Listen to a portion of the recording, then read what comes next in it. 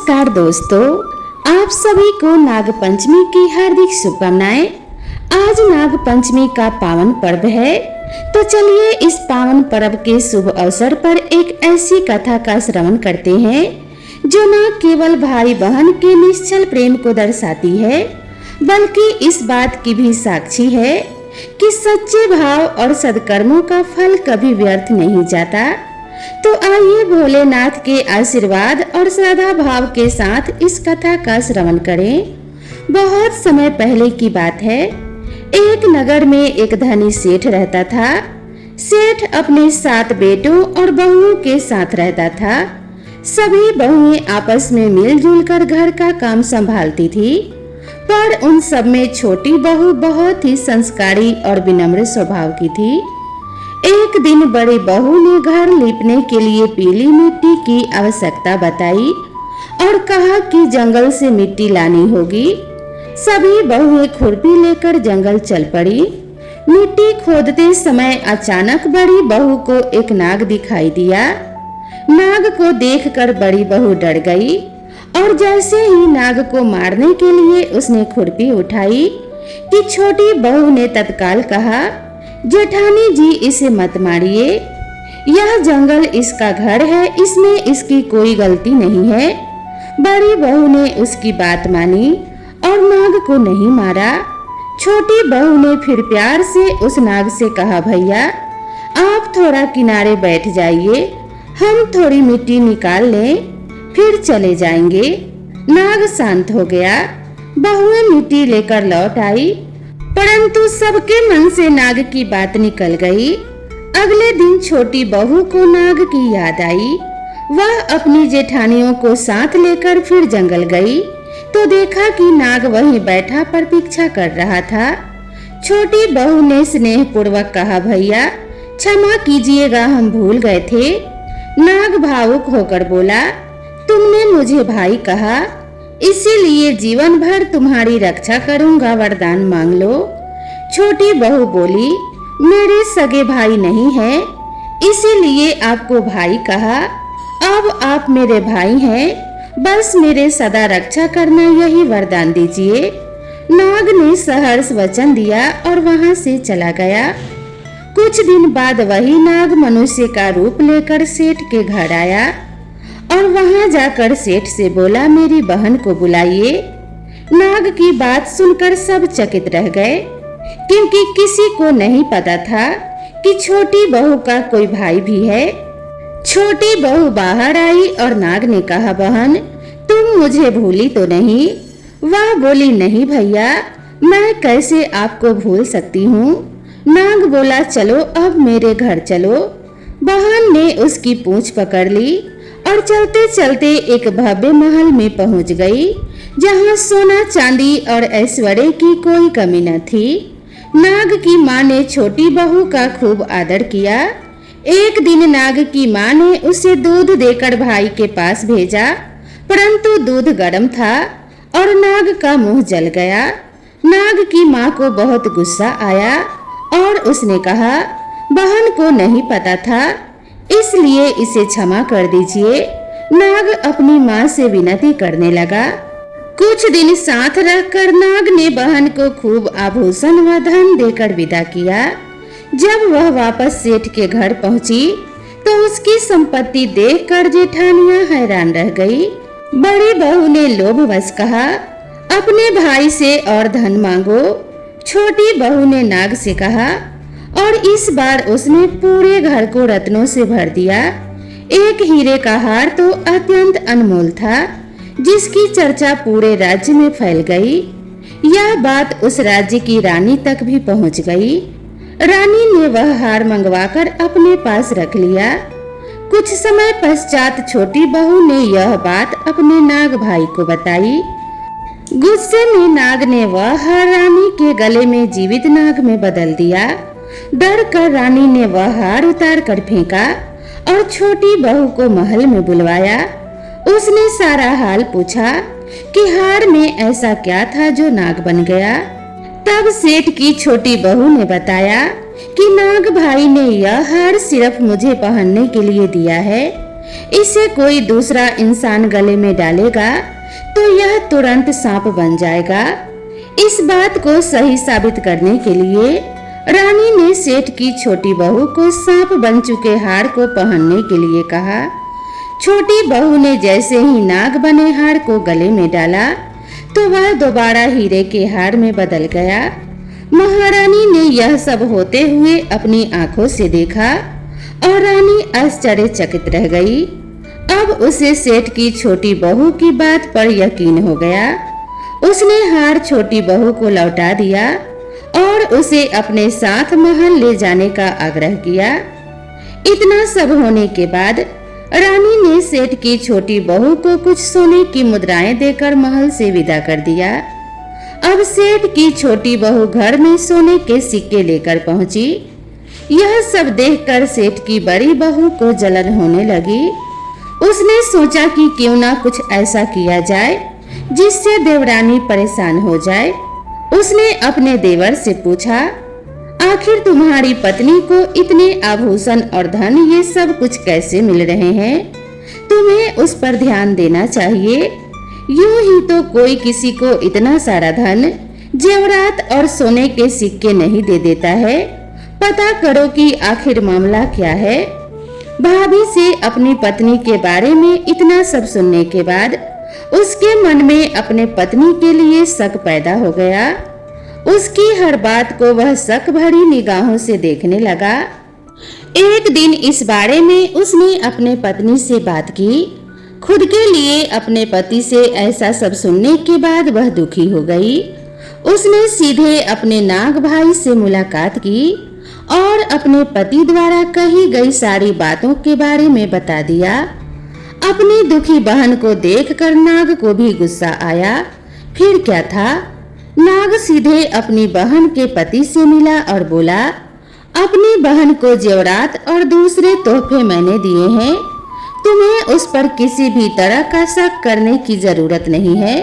वह बहुत ही अच्छी है और अगर आगे से कभी भी तुमने उससे कुछ गलत कहा या फिर उस पर शक किया तो मैं तुम्हें जिंदा ही खा जाऊंगा।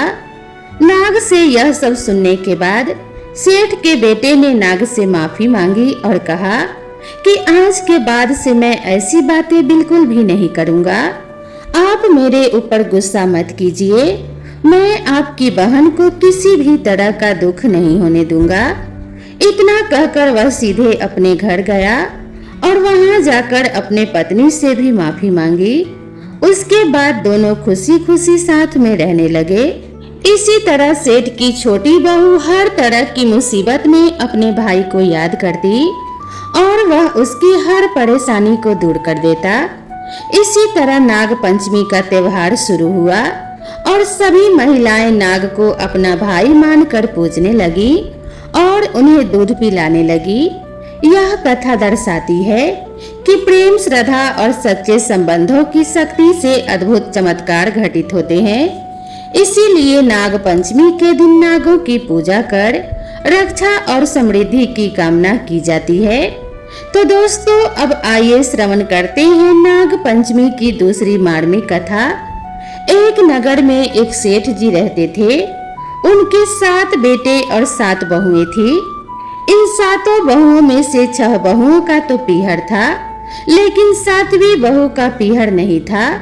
जब वह गर्भवती हुई तो उसे घेवर खाने की इच्छा हुई। उसका पीहर नहीं था तो उसने एक घेवर चुराकर पानी भरने के लिए ले जाते समय साथ ले गई।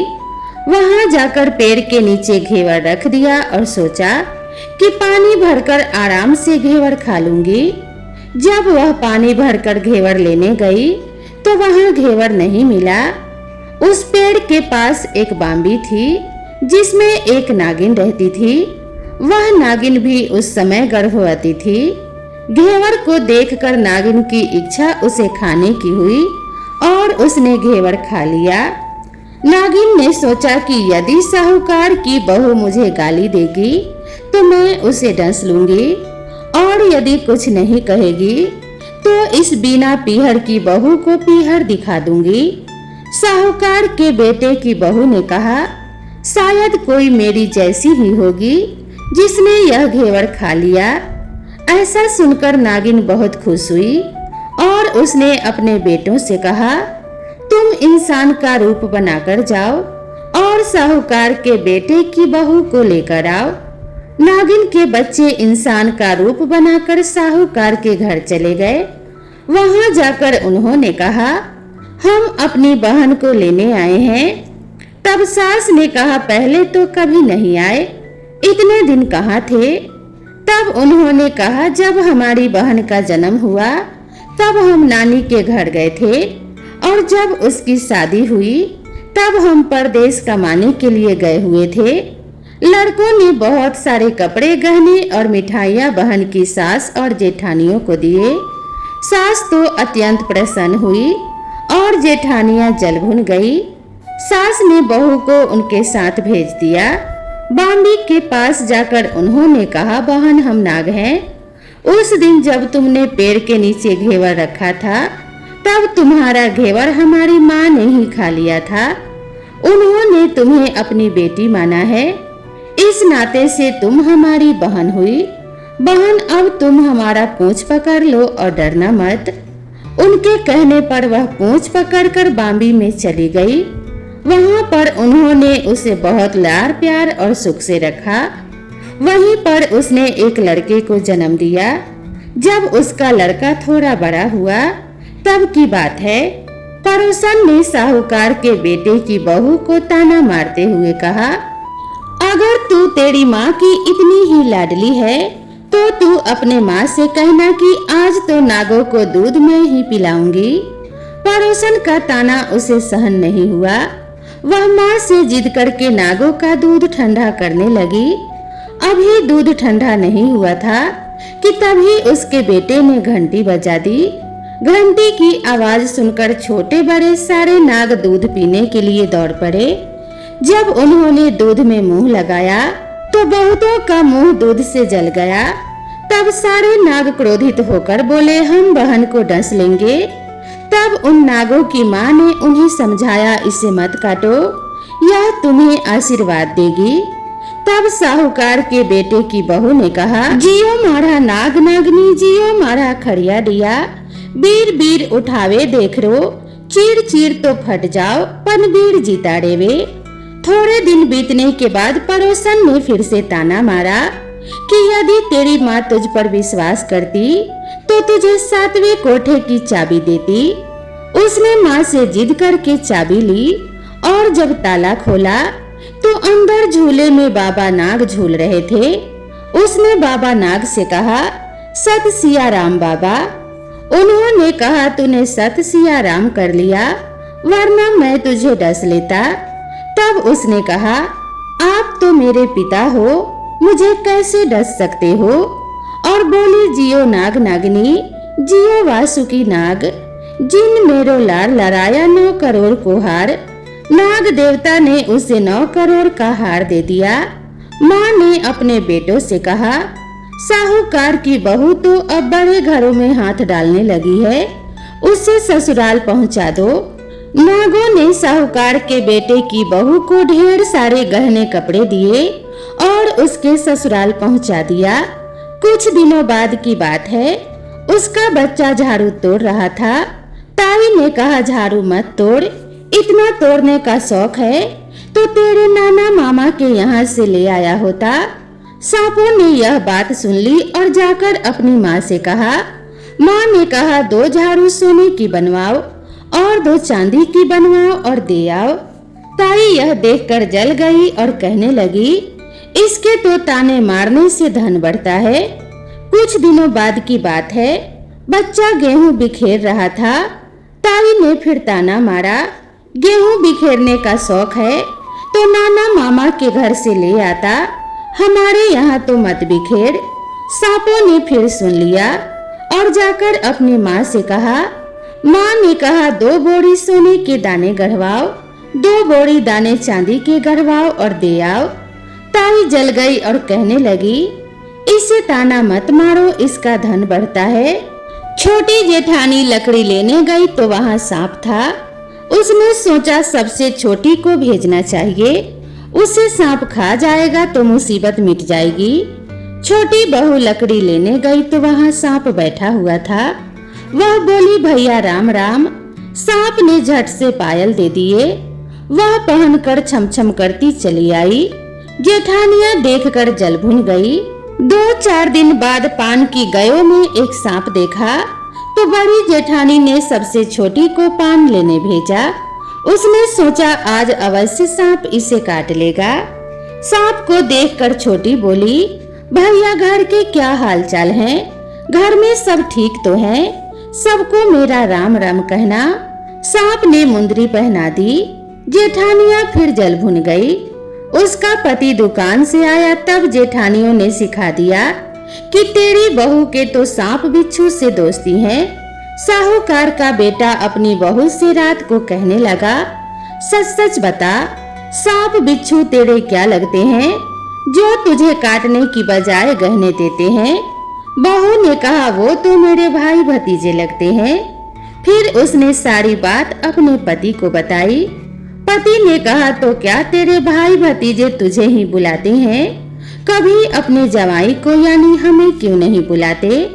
कोने में छिपे सांपों ने यह बात सुन ली और जाकर अपनी माँ से कहा।